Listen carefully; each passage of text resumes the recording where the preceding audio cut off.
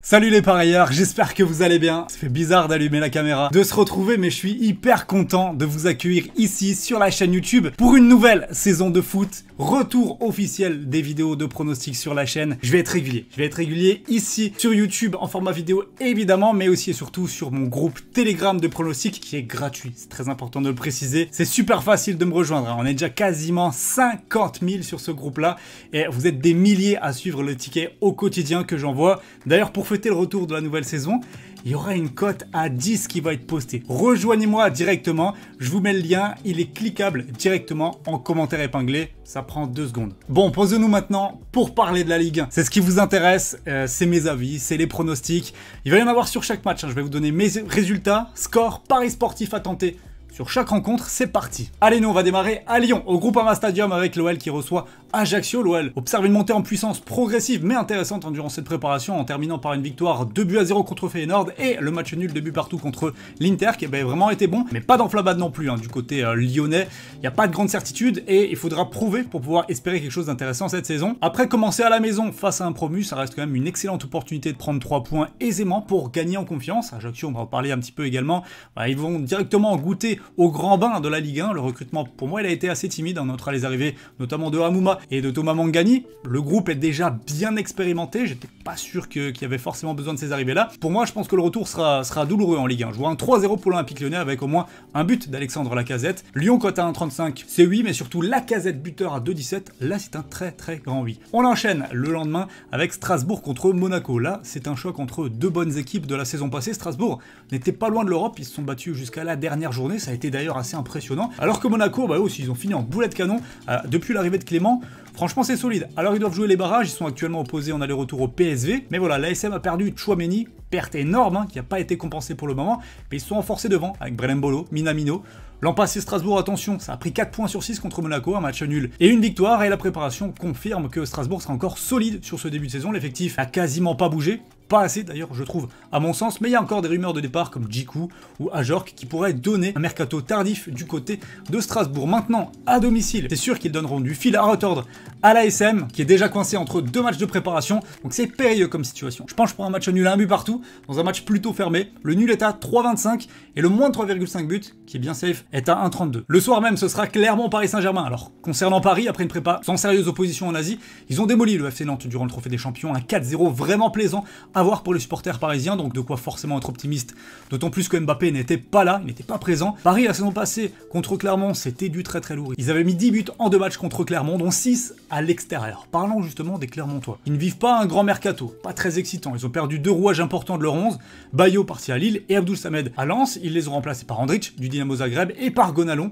pour le cœur du jeu. Malgré ça, je vois quand même un net succès des Parisiens, malgré le fait que ce soit à l'extérieur. Je dirais 4-0 et un trio offensif Mbappé, Neymar, Messi à la fête. Paris à 1,28, et oui, Paris marque au moins 3 buts dans la rencontre à 1,81, c'est 8 aussi. On l'enchaîne maintenant avec un gros dimanche et à 13h, match sympa. Entre Toulouse et Nice, je me souviens qu'à l'époque de la descente de Toulouse, j'étais pas mécontent. Le club était tellement mal géré et sans ambition depuis trop de saisons que c'était juste logique. Mais alors, le temps passé en Ligue 2, il a fait revivre le club, grâce notamment à une méthode de travail très inspirante, un recrutement original basé sur la data qui a donné lieu à de nombreuses éclosions de talents dans cette équipe comme Van den Boomen, que j'ai vraiment hâte de voir en Ligue 1.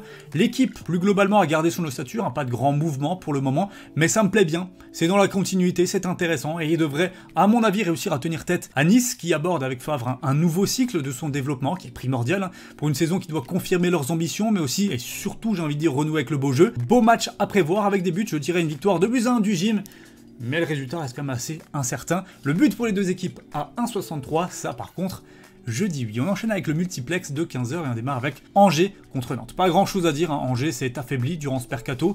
Ali Chou est parti à la Real Sociedad, Fulgini, Cabot, Mangani et en remplacement, rien de bien scintillant. Nantes se montre discret également de son côté après avoir perdu Kolo Muani, remplacé par Mohamed. Je rappelle que Nantes joue l'Europe et que l'un de ses meilleurs joueurs, Ludovic Blas, devrait quitter le club. Lille fait le forcing pour le recruter, donc je suis ni confiant pour Angers, ni confiant pour Nantes. Je vois un match nul 0-0. Lens contre Brest. Alors là, attention, Lens, il faudra suivre de très près. Ça travaille tellement bien du côté de Franck Hez et de sa direction. Après une saison excellente l'année dernière, le recrutement, moi personnellement, je le trouve fou. Buxa, Openda, Samba, Kabo, Abdul Samed, c'est malin et surtout plein de promesses. Donc je pense qu'on va encore se régaler du côté de Bollaert. Brest, alors ils sont pas en reste non plus, hein. Et je les attends fort également cette saison. Ils ont un 11 très compétitif, avec en plus des gars comme Pierre Lesmelou qui sont arrivés, Pereira Lage, le pari fou Karamoko Dembélé, l'un des cracks qui était venu du Celtic. Bref, on devrait se régaler. Pour moi, c'est un match nul, 2 buts partout, mais vraiment spectaculaire. J'opte pour le plus de 2,5 buts. Côté à 1,57, Lille face à Auxerre. Attention, le LOSC entame une nouvelle ère, hein. Après le titre, il y a eu la saison sous Gourvenec qui a été complètement raté du point de vue de la cohérence, avec un parcours très difficile en championnat, mais de belles perfs en Ligue des Champions. On a senti l'équipe plonger en deuxième partie de saison, et le projet global, il avait besoin d'être restauré, il avait besoin d'un souffle nouveau, et il porte cette saison le symbole de Paulo Fonseca, un technicien renommé, c'est intéressant, c'est bien, mais le mercato, lui, il peine à être séduisant, il peine à s'emballer. Botman est parti, Seyik est parti, Cheka est parti également, comme Ben Arfa, Mohamed Bayo est arrivé, tout comme Cabella ou encore Jonas Martin. On a Ludovic Blas qui devrait arriver en provenance de Nantes, mais voilà, sans Coupe d'Europe, je pense quand même qu'on sera focus côté championnat pour le LOSC et qu'il y a moyen de faire de belles choses. Je ne les vois pas faillir face à Auxerre, qui est un beau promu, hein, qui a envoyé Saint-Etienne, notamment à l'étage inférieur en barrage. Niveau mercato, on notera les arrivées de M. Changama, Kaïs Ruiz, Costil, de bons profils, hein, et je pense qu'on aura une équipe joueuse plaisante à voir. Peut-être d'ailleurs en dépit des résultats, c'est souvent le risque, avec ces beaux promus en provenance de Ligue 2. En tout cas, je dirais victoire de Lille 2 buts à 1, et Joe David buteur à 1,24, c'est un très grand oui. On enchaîne avec Montpellier contre 3. Alors là, pour les Troyens, on notera quelques dépenses, un mercato plutôt exotique, Savio, 6,5 millions d'euros, Jackson Porozzo pour 3,5 millions d'euros.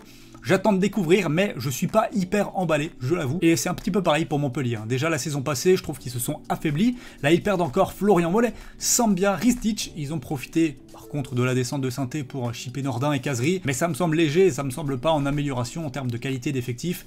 Surtout pour enclencher une vraie progression. Bref, sur ce match, je suis pas emballé, je vais dire un but partout. Et un pronostic assez sympa, le moins de 3,5 buts à 1,37. À 17h, on enchaîne avec Rennes contre Lorient, un derby, déjà pour commencer la saison. Et les favoris logiques, faut pas se tromper, ce sont les Rennais. Il y a eu des départs, Naïf Aguerd, Matistel, Léa Siliki, Bartin ou encore Gélin.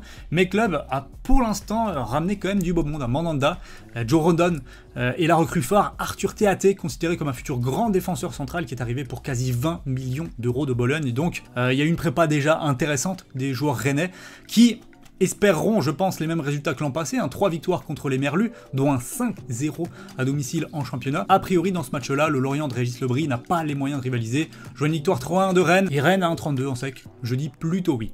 Et on termine avec Marseille contre Reims. C'est quand même une belle affiche pour terminer cette première journée. L'OM reçoit au Vélodrome dans une ambiance déjà malheureusement de crise, Sampaoli a claqué la porte, Tudor a déjà le vestiaire à dos, la préparation est ratée, un seul petit but marqué, 7 buts encaissés, le mercato est à l'arrêt. J'ai peur pour l'OM, surtout qu'en face c'est l'un de mes outsiders de la saison qui se présente. Le Stade de Reims, ça bosse toujours aussi bien du côté rémois et ça peut être une vraie belle saison pour eux. Ils ont perdu Ekitike, certes c'est un fait, mais il y a toujours beaucoup de talent et une superbe recrue vient d'arriver en la présence de Junya Ito de Genk, un beau joueur de foot qui va faire un bien fou à cette équipe dans la création du jeu, dans les passes décisives, dans les buts. Pour moi, c'est vraiment fort cette saison. Ils sont déjà imposés contre de belles formations en amical, Villarreal, Sassuolo pour les deux derniers. Et ils ont plus perdu à Marseille depuis 2016, soit 4 matchs d'invincibilité. Donc je vais surprendre et dire victoire de Reims à 6,35, c'est beau.